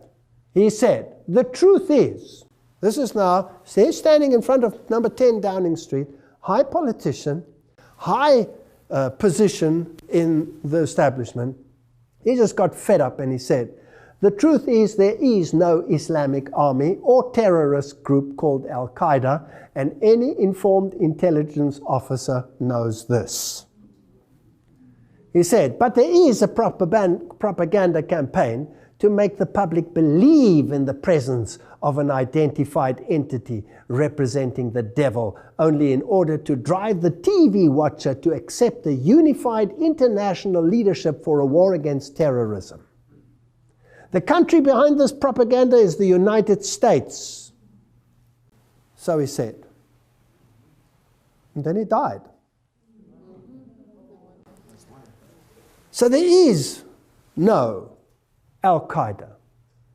Now, any informed person will tell you that Al-Qaeda was created, funded by the powers of be in the United States and elsewhere in the world, united, trained by the very organizations which became their super enemies in the end. It's a front organization. It doesn't exist. What does he say? It doesn't exist. If it has outlived its usefulness, you replace it with another one that doesn't exist. Even though it has a name, ISIS, and even though it is prominent, and even though it apparently chops heads off of trained Jesuits. I don't believe a word of it, personally. There's an agenda. And I have a Bible that tells me what the agenda is. And I need to focus on what does the Bible tell me the agenda is. The agenda is the destruction of Christ and his followers. That's the agenda. There's no other agenda. My enemy is not over there. My enemy is right here. Jean-Louis Secundo, a Jesuit, born in Uruguay and residing in Canada, wrote Theology and the Church in 1985, which carries the subtitle, A Response to Cardinal Ratzinger and a Warning to the Church. Here's a Jesuit publicly telling the Pope to get lost.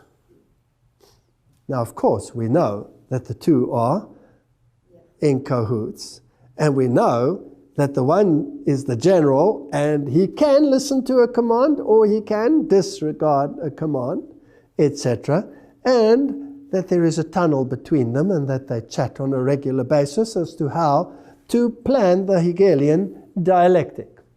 Now, this is what he writes, and I want you to note, listen carefully to what he says. This is a Jesuit writing. As such, the book is a defense of every Jesuit priest that shoulders a carbine. Now, notice what the Jesuits do. Shoulders a carbine, joins the jungle guerrillas. It makes clear why Jesuits can be ministers with portfolio in Marxist governments. Why Jesuits can attack John Paul on his teaching on sexual morality. So the Pope says, the white Pope says, contraceptives are evil, we mustn't do this, we must have decent relationships. And the other ones will say, hand out condoms, hand out free this, free sex, free that. Hegelian dialectic, we'll see how it works in a moment. Why Jesuits spend their days and their lives solving union problems. Who's behind the unions? One of the means to bring about a time of trouble such as never was. Jesuits. Organizing sugarcane workers, running factories, constructing low-cost housing, help Planned Parenthood Federation of America spread the use of contraceptives, run nationwide hospitals, dispensary networks, organize political demonstrations for this and against that, according to the issues of the day are presented by the teaching authority of the People's Church.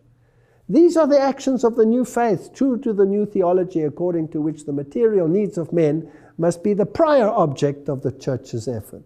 Not the spreading of the gospel. Who cares about the spreading of the gospel? Let's tread on him. Let's crush him. So, according to this Jesuit, in which lines of work are the Jesuits involved? Every single thing. Every single thing. And if we think they don't exist, it's because they don't want us to believe that they exist.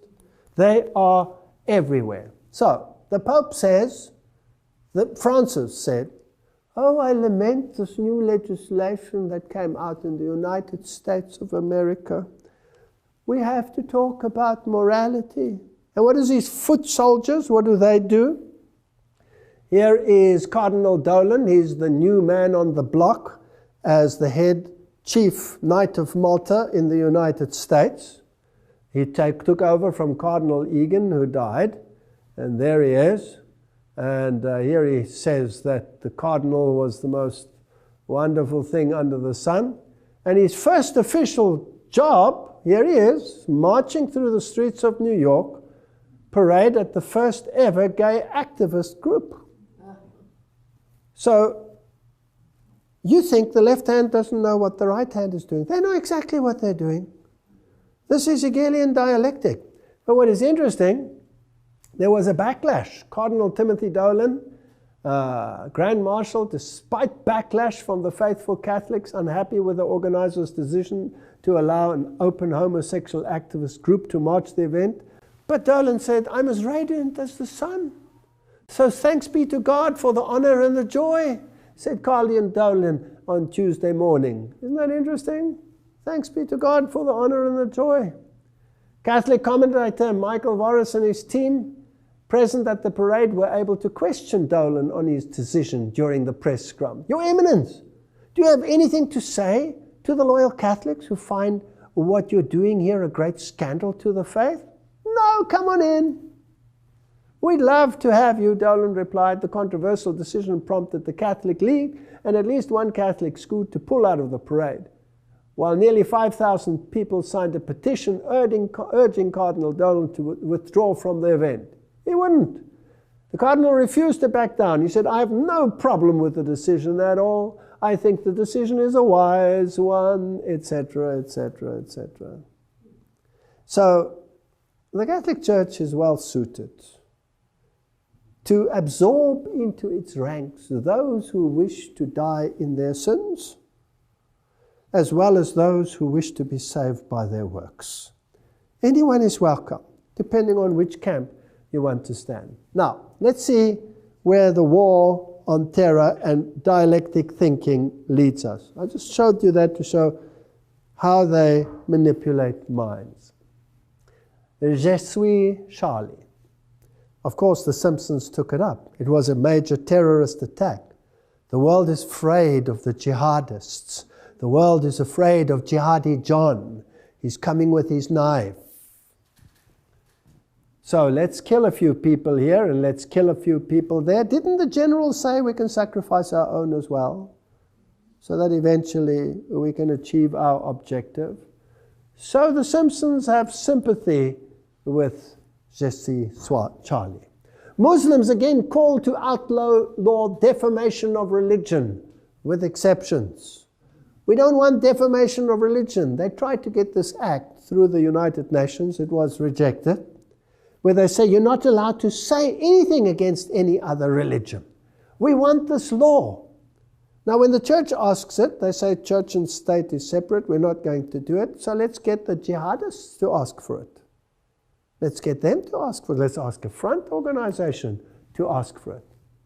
And the German parliamentarian, Schäuble, said, gezielte Tötung. We should be able to permit targeted death penalty. Do you know the death penalty has been removed in the world? But the Bible says, what does the Bible say? When the mark of the beast is promulgated, what are they going to say? You won't be able to buy and sell, and eventually there'll be a death decree. Oh, how can this happen? Here the parliamentarians are already saying, if it's a terrorist, and we just have to redefine that word, terrorist, Take him out. Take him out. Isn't it interesting how these terrorists manage to escape all the time? Nobody ever catches them. Nobody ever knows where they are. But the press has regular discussions with them, as well as Jesuit priests. Read the press. Read the press. Nobody knows where they are. The mighty CIA can't catch them. And ISIS, well, they're the greatest enemy the world has ever seen.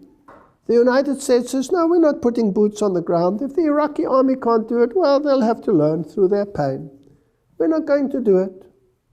Then the other television says, excuse me, how do the weapons end up in ISIS's hand? Oh, they've confiscated it. They've confiscated the tank gifts. Where did they get all the anti-aircraft from? Did they go to Safeway supermarket and go and buy some of those things? Who supplies weapons like that? How do they get those weapons? Ask yourself some questions here. If this is the greatest enemy the world has ever faced, why not confront it? No, no, no. Send a pathetic army that you want to lose in the first place anyway. Send them to do it, so you hit two birds with one stone. This is strategy of the most brilliant kind. So, the White House resists calls to focus on Islamist terrorism at three-day extremism conference. No, no, no. We cannot say the problem is only the Islamists. The problem is extremism. But who's chopping off the heads? Oh, well, excuse me, who's apparently chopping off the heads? It's Jihadi John. It's ISIS. We've got to be afraid of ISIS. Are we going to condemn them? No, we're only condemning extremism. This is fascinating stuff. The international conference, which begins Tuesday in Washington, will seek ways of deterring homegrown terrorism, has been criticized by Republicans for failing to single out Islamist extremism for particular scrutiny. I mean, look at the terrorist attacks. How many heads do you want to lose? How many people do you want to see dead? They're the problem. No, they're not the problem. I wonder who the real problem is. Let's see. Pope Francis, Paris attacks, the result of deviant form of religion. And Pope Francis called on religious communities to condemn terrorism, especially Muslim leaders. He said, I express my hope that religious, political, and intellectual leaders, especially those of the Muslim community, will condemn all fundamentalist and extremist interpretation of religion which attempts to justify such acts of violence. So yes, he mentions them, but he doesn't exclude others. And then he goes further.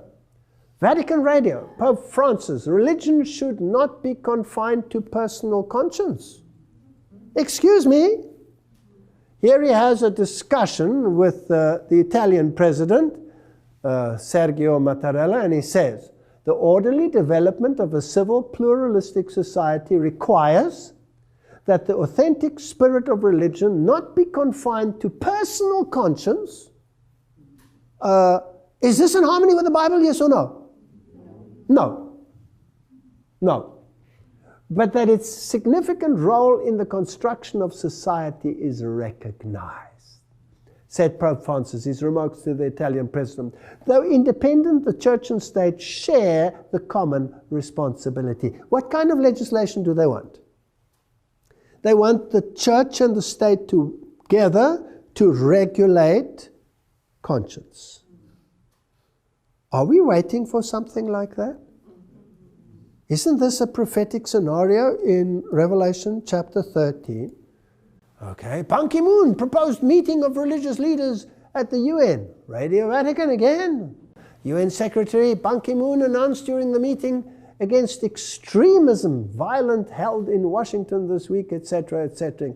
The meeting brought together representatives of 60 countries, and the Pope is going to speak at the United Nations.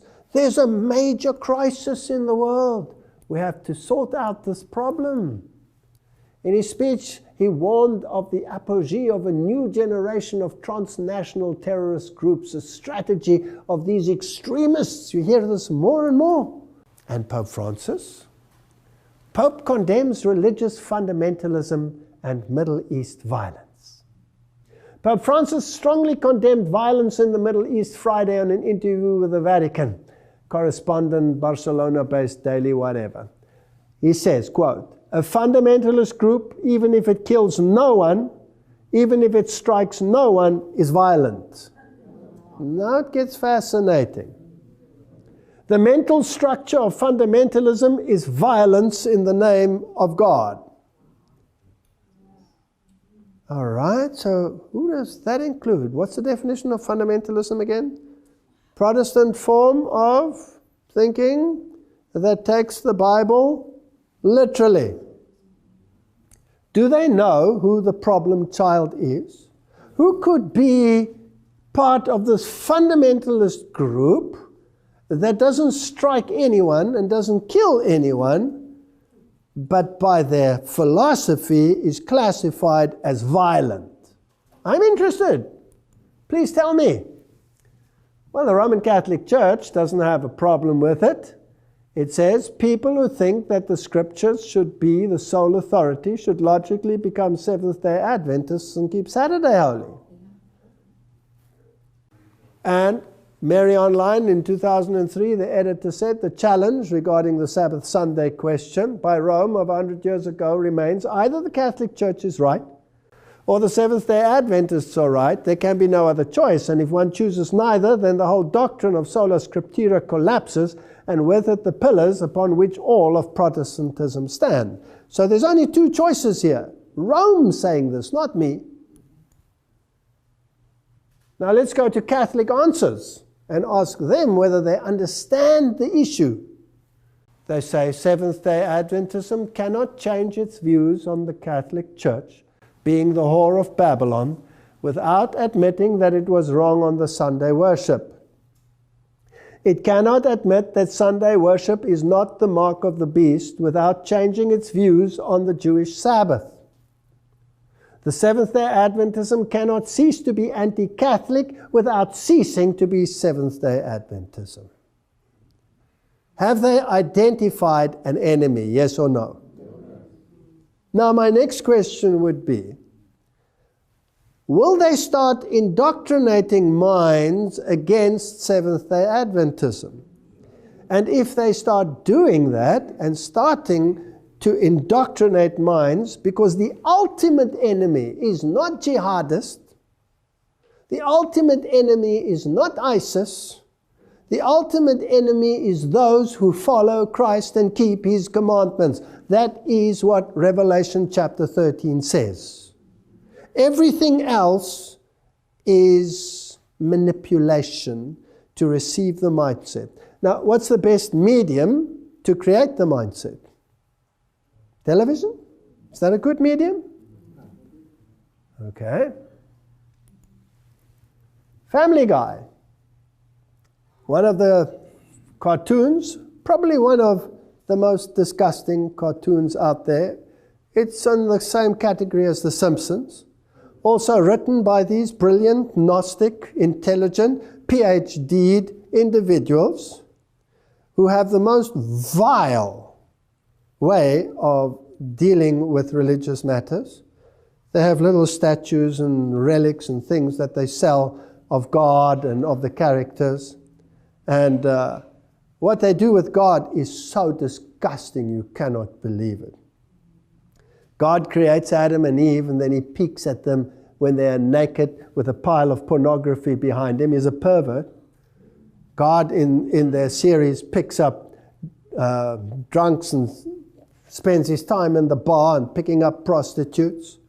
God doesn't create the world with the breath of His mouth. He creates it with His other end. It's disgusting what these people do. You can see they hate God. They hate everything about God. But millions of people watch this. Now let's see what they are saying. Here is the family. This is a normal family. Can you see they're normal? But these two nerds over here are anything but normal, these prim and proper little nerds. And deducing from what they say, I assume that in this story, these are probably Christian scientists, because they say that they have a female as a prophet. And they have discussions with them, but they're not getting anywhere because these people are not normal. This is normal, you know, you eat, you have the right look about just being normal, you have your dog and your kid. These are nerds. And after the discussion, they say, well, these people, you can do nothing. These people have a mindset that you cannot change. Let's get out of here. We can never harmonize with them. Now remember that the Jesuit said, this world is created for what? For sinners. And the legislation must cover sinners, because those who are righteous are few, and those that there are, you can't live with them. Now, what's the final target? Let's have a look. I found this fascinating. Let's listen to it. I think we're wasting our time here. They're obviously very committed to their beliefs. But their beliefs are crazy, Brian. I don't know who's crazier, these people or those Seventh-day Adventists. I'm a Methodist. We believe that the Lord is our Savior, and we remember Him by going to church and praising Him every Sunday. I'm a Seventh-day Adventist. We believe all the same things that you believe, but we go to church on Saturdays. What?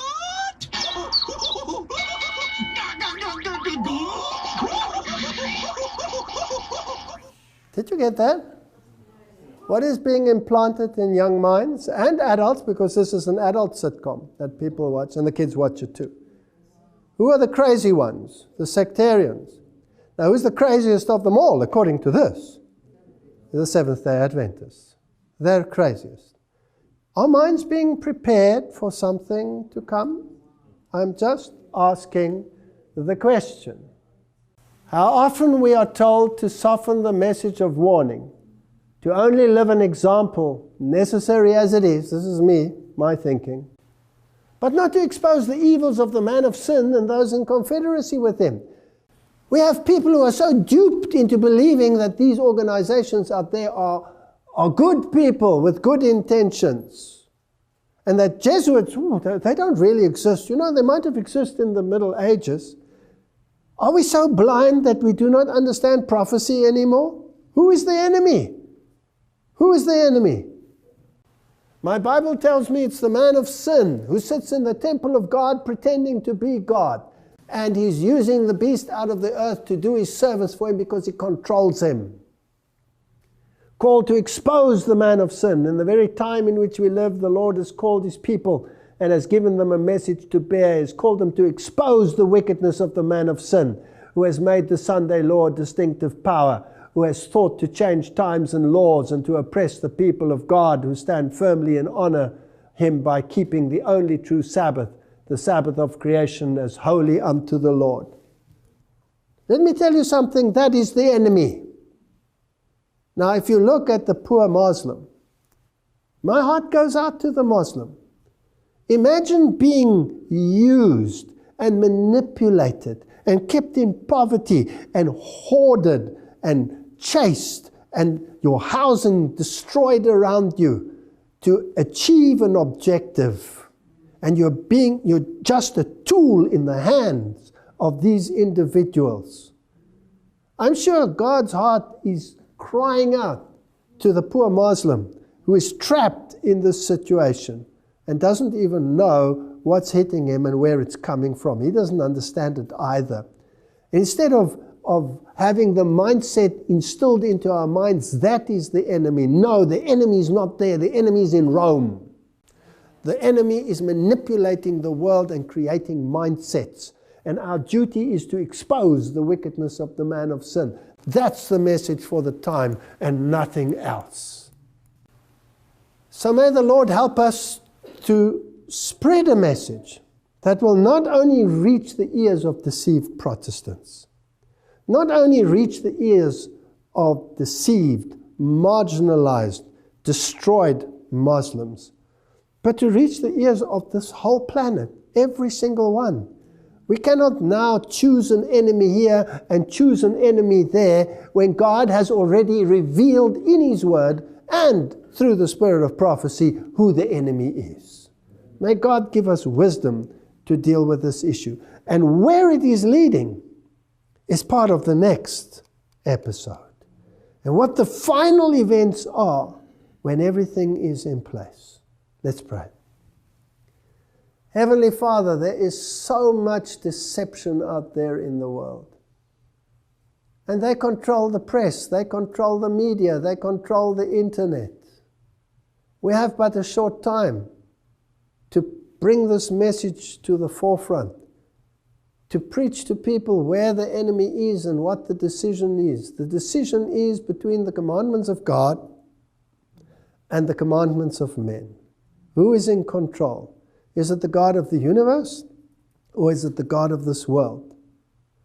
Help us to make right decisions, and help us to focus on that which is relevant for our time, and to cry loud and to spare not, so that many may yet be saved. In Jesus' name, amen.